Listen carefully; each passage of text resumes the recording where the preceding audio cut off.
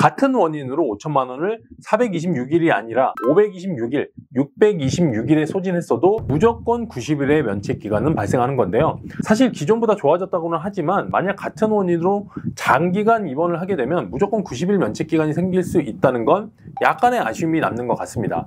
그럼 만약에 이보다 빠른 기간 안에 모두 소진을 하게 되면 어떻게 될까요?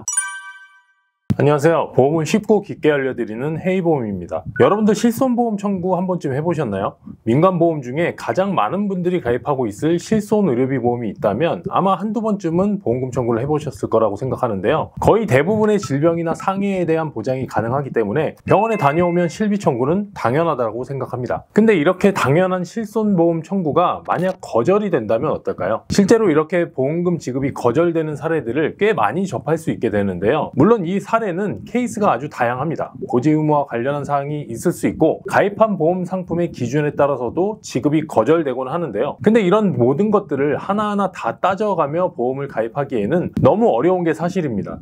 잊어버릴 수도 있고 찾아보기 어려울 수도 있을 건데요. 이렇게 어려운 보험을 가입하고 보험금 지급이 거절되었다면 결국에는 여러분들께서 모든 손해를 감수해야 할 텐데 아무리 따져 묻는다고 해도 정확한 기준에 의한 거절이라면 보험사를 이길 수 없겠죠. 그래서 오늘은 이런 피해를 조금이라도 줄이시라는 의미에서 약관에 나와 있는 실손보험에서 면책이 되는 여러 사유들을 확인해 보도록 하겠습니다. 시기별로 다르기 때문에 여러분들께서 가입하신 실손은 언제 가입한 건지 먼저 확인해 보시고 오늘 영상 보시면 도움이 되실 것 같은데요. 실손보험에서 보상하지 않는 사항은 어떤 것들이 있고 또 꼭 알고 있어야 할 면책기간은 어떻게 되는지 자세히 말씀드려 보겠습니다. 본 광고는 광고 심의 기준을 준수하였으며 유효기간은 심의일로부터 1년입니다.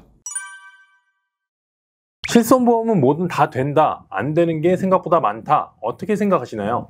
보통 안 되는 것 빼고 웬만한 건 다 된다 이렇게 생각하실 수 있는데요. 근데 이 안 되는 게 생각보다 많습니다. 실손보험이 만능은 아니라는 건데요. 가입 시기마다 자기 부담금 등 보장하는 항목의 차이가 있듯이 보장이 안 되는 항목도 차이가 있습니다. 2009년 7월까지 가입 가능했던 1세대 실손, 2009년 8월부터 2017년 3월까지의 2세대 실손, 2017년 4월부터 2021년 6월까지 3세대, 마지막으로 2021년 7월부터 현재까지 4세대 실손으로 나눌 수 있는데 큰 틀에서 보면 보장하지 않는 사항이 비슷하지만 깊게 들여다보면 약간씩 차이를 보이고 있어요. 먼저 대부분 당연히 안 된다라고 알고 있는 부분부터 보면 미용 목적, 치과치료, 영양제나 비타민제, 그리고 한의원 치료와 산재, 교통사고 등 아마 모르시는 분들이 없을 것 같은데요. 너무 당연하게 실손에서는 보장하지 않는다라고 알고 계실 것 같습니다. 근데 일부 1세대 실손에서는 상해 관련 치과치료와 한의원 치료 보장이 가능하고 산재와 교통사고에 대해서도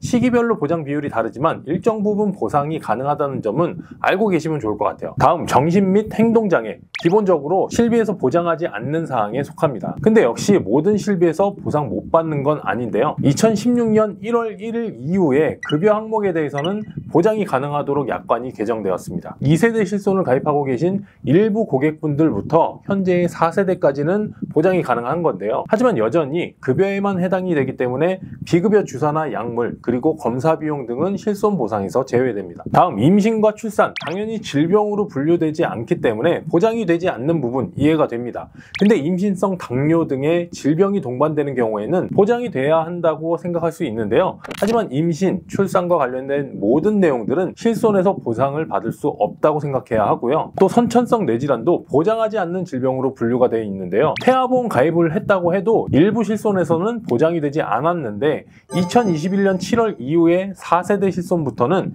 피보험자가 태아인 경우에는 보장이 가능하도록 약관이 개정됐습니다. 당연히 소급 적용이 되지 않기 때문에 4세대 실손만 가능하다고 생각하시면 되고요. 다음, 비만과 관련된 치료 행위에 대해서도 실손보험은 보상하고 있지 않습니다. 최근에 비만 치료제인 위고비 관련해서 실손 보장이 되느냐 많은 분들께서 질문을 하셨는데요.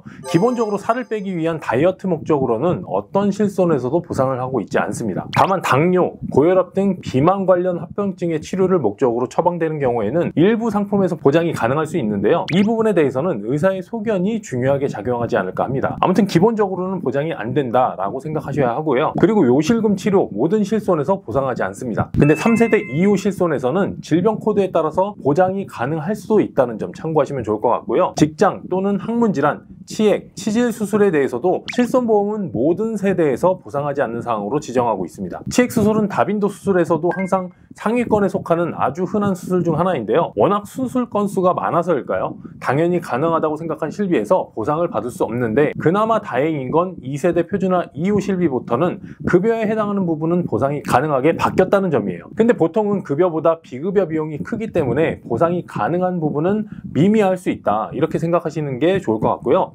거의 안 된다고 봐도 되는 거죠. 또 다빈도 수술 중 가장 상위에는 백내장 수술을 확인할 수 있는데요. 다른 수술에 비해서 수술 건수 추이도 압도적으로 많은 아주 흔한 수술 중 하나라고 할 수 있습니다. 이렇게 흔한 질병인 백내장도 수술 비용이 실손보험에서 보상이 되냐 마냐 자주 언급되는 내용 중 하나인데요. 노안 수술로 알려져 있는 다초점 렌즈 삽입술에 대해서 2016년 1월 이전은 가능할 수도 있고, 이유는 아예 약관에서 보장이 불가능하도록 개정이 됐습니다. 다초점 렌즈 삽입술은 비급여로 워낙 고가의 치료다 보니까 실손보험 청구를 기대하시는 분들이 많았는데, 실제로는 치료비 지급에 대해서 분쟁을 겪으시는 분들이 경험상 꽤 많았습니다. 그렇다고 2016년 1월 이전 실손에서는 무조건 가능하다고 생각하시면 안 되는데요. 약관상에는 비급여 치료에 대한 보장 불가 문구가 없지만 보험사가 병증에 따라서 보상 여부를 판단하고 각각의 기준에 따라서 지급을 거절할 수 있기 때문에, 만약 병원에서 해당 수술을 권유받았다면 실손보험 청구가 가능할지 충분한 검토가 필요합니다. 대신 이건 다초점 렌즈와 관련한 사항이고,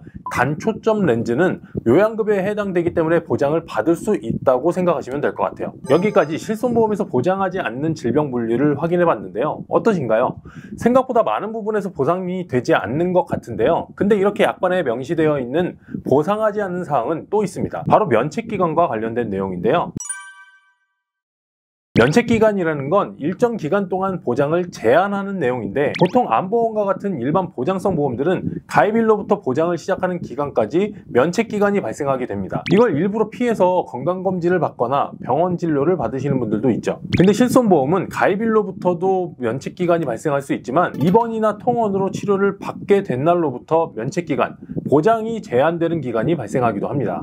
이 면책기간은 앞에 말씀드린 내용보다도 더 복잡하고, 그리고 가입시기마다의 차이도 크기 때문에 사실 일반 고객분들이 알기는 쉽지 않은 내용인데요. 그러다 보니까 실제로 보상을 받지 못하는 분들도 꽤 많이 보게 됩니다. 지금부터 가입 시기는 물론이고 입원, 통원, 그리고 질병인지 상해인지에 따라서도 달라지는 모든 세대의 면책기간도 자세히 알아보도록 하겠습니다. 먼저 1세대 실손부터 확인을 해볼 건데요. 사실 보장면에서는 가장 완벽한 실손이라고 할 수 있습니다. 보상 한도도 3천에서 최대 1억 원까지 가능했고, 또 입원은 본인 부담금이 전혀 없고 통원도 5천 원만 내면 되니까 거의 없다고 할 수 있었죠. 물론 손해율도 높기 때문에 갱신폭이 클 수밖에 없고요. 이 부분 때문에 전환을 고민하시는 분들이 굉장히 많습니다. 근데 사실 이 갱신되는 보험료만큼이나 면책기간에 대한 부분도 전환을 고민할 만한 단점이라고 할 수 있는데요. 1세대 실손의 상해는 일반 상해 의료비 와 상해 입통원 의료비로 나눠집니다. 이 중에서 일반 상해 의료비는 입원, 통원 상관없이 보장이 되기 때문에 면책기간도 입원, 통원으로 나눠지지 않고 동일하게 적용되는데요. 근데 모든 실손을 통틀어서 보상기간이 가장 짧습니다. 상해 사고가 발생한 날로부터 딱 180일까지만 보상을 하는데요. 180일이 지나면 이후에는 전 기간이 면책이라고 보시면 됩니다. 어떠한 경우라도 절대 보상을 받을 수 없어요. 딱 6개월간만 가능합니다. 그럼 예를 들어서 다리 골절이 돼서 입원을 하고 수술을 했다고 해볼게요. 핀을 삽입했고 6개월이 지난 181일째에 핀을 제거하는 수술을 또 받게 됐다면, 처음 핀 삽입 수술은 보상을 받을 수 있지만 핀 제거는 보상에서 제외가 되는 거예요. 당연히 이후에는 어떤 치료비도 보장을 받을 수 없게 되겠죠. 이 면책기간은 한 사고당 해당이 되기 때문에 만약 동일한 부위의 치료를 받아야 한다면 처음 사고와는 다른 사고로 상해를 입은 경우에만 보상을 받을 수 있습니다. 다음 1세대 실손의 상해 입원 의료비인데요. 일반 상해 의료비보다 기간만 365일로 연장이 되었을 뿐이고 365일이 지나면 전기간 면책이 된다는 점은 동일합니다. 역시 상당히 아쉬운 점이라고 생각이 되는데요. 입원을 장기간 하게 되는 일이 많지는 않지만 혹시 큰 상해로 인해서 오랫동안 입원을 하는 경우 이 면책기간을 잘 파악하고 있어야 할 것 같습니다. 다음은 통원인데요. 상해로 인해서 통원을 했을 경우 면책기간은 입원과 동일하게 365일간만 보상을 하는데, 근데 이 1년간의 보상기간 동안에 딱 30회로 횟수를 제한하고 있습니다. 같은 사고로 1년 동안 딱 30번만 통원 치료를 받을 수 있고 30회를 모두 사용하지 못했다고 해도 1년이 지나면 영영 보상에서 제외가 되는 건데요. 보상을 받으려면 다른 사고가 원인이 돼야 합니다. 다음 질병으로 넘어가 보면 그나마 좀 나은 편인데요. 365일까지 보상기간을 정하고 있지만 이후 180일의 면책기간이 지나면 다시 365일 보장을 시작하기 때문에 아예 보상에서 제외가 되는 적용되는 상해보다는 낫다고 할 수 있습니다. 하지만 연속 일수를 따지는 게 아닌 단순하게 입원일로부터 365일이 지나면 무조건 180일의 면책기간이 발생하기 때문에 역시 주의가 필요한데요. 대신 보상기간의 시작은 진단일이 아니라 최초로 입원을 한 날을 기준으로 하고, 그리고 상해와 비슷하게 동일 질병당 면책기간이 각각 적용되는 부분은 그나마 다행일 수 있습니다. 예를 들어서 암으로 진단을 받고 이후 입원을 했다면 진단을 받은 날이 아닌 입원일을 기준으로 365일 보장이 시작되는 건데요. 만약 최초 입원일을 기준으로 365일이 지난 후 다시 입원을 했다면 180일 면책기간에 걸리기 때문에 보상을 받을 수 없고, 최초 입원일로부터 545일이 지나야 다시 보장이 시작되는 거죠. 근데 만약 365일이 지난 후에 180일 면책기간 동안 암이 아닌 다른 질병으로 입원을 했다면 이건 다른 질병으로 치료를 받은 거기 때문에 실손 보상을 받을 수 있게 됩니다.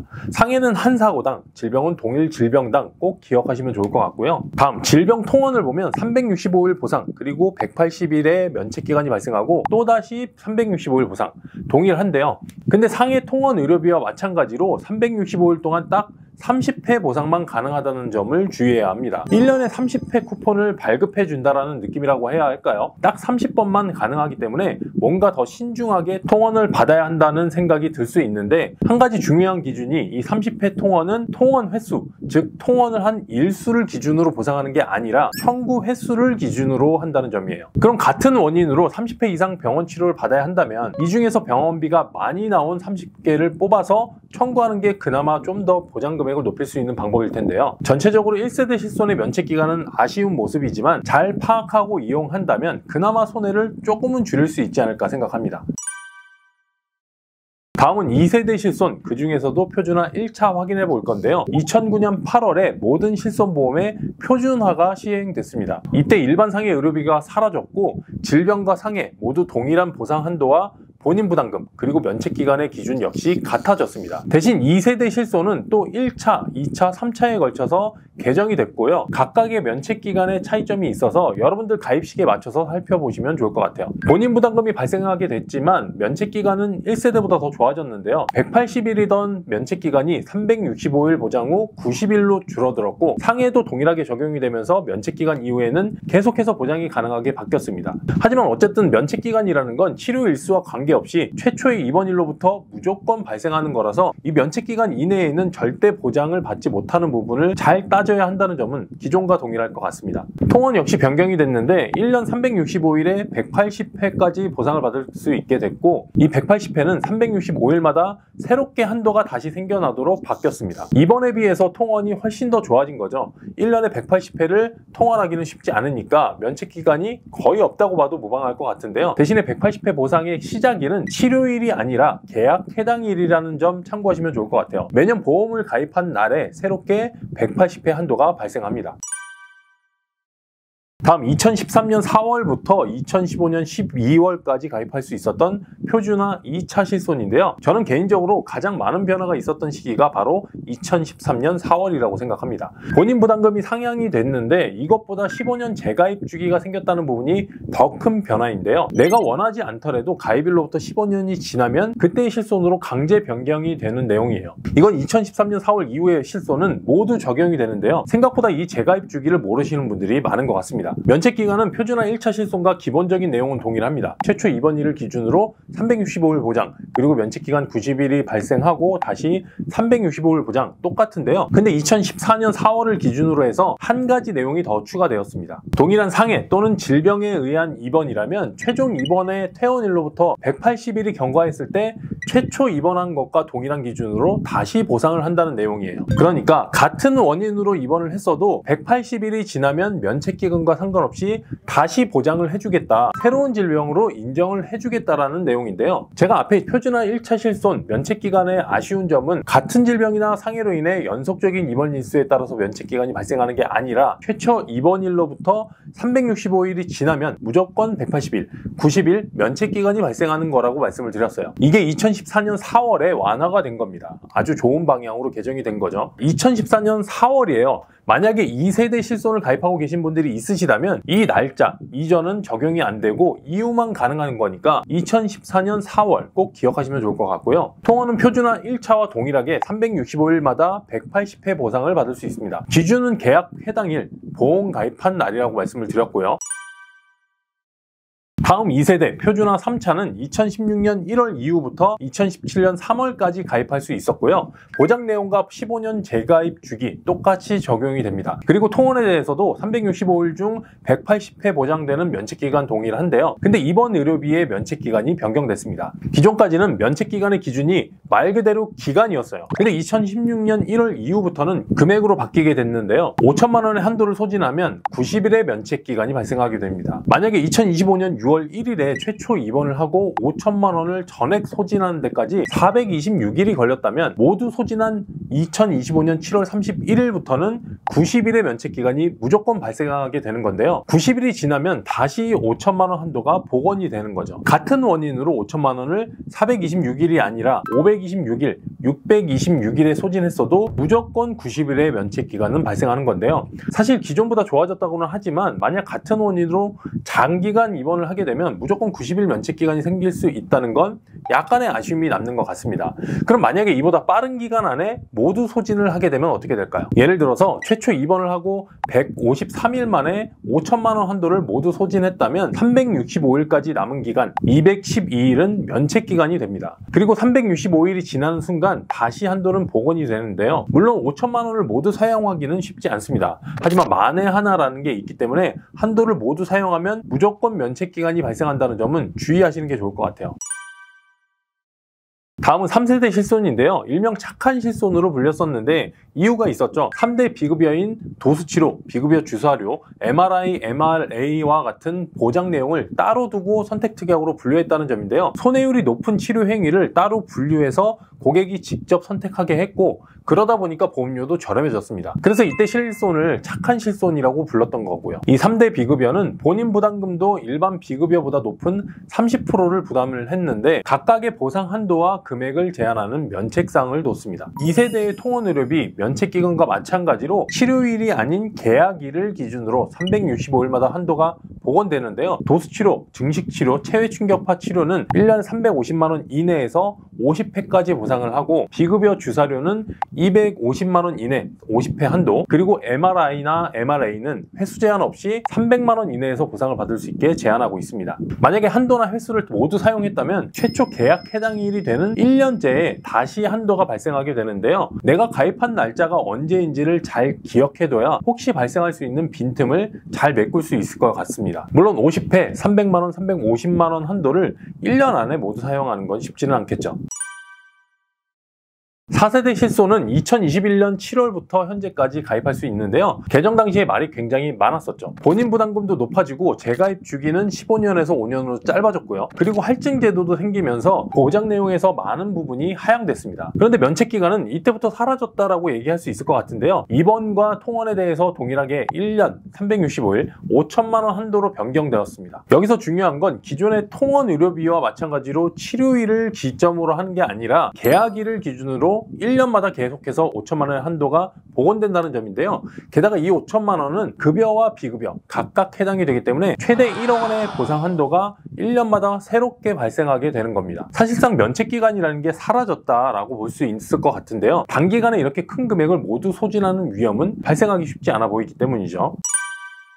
지금까지 실손보험에서 보상하지 않는 사항 그리고 면책기간에 대해서 모든 세대를 살펴봤는데요. 2009년 7월 이전부터 현재에 이르기까지 워낙 많은 개정이 이루어지다 보니까 일반 고객분들이 하나하나 다 찾아보기에는 너무 어렵고 방대한 내용이 아닐까 생각합니다. 보험은 가입을 하는 것도 중요하지만 어떻게 보상을 받느냐 이 부분이 더 중요할 수도 있기 때문에 오늘 내용 참고하셔서 보험금 지급이 거절되는 일 없도록 안전하게 보험금 청구해 보시길 바랍니다.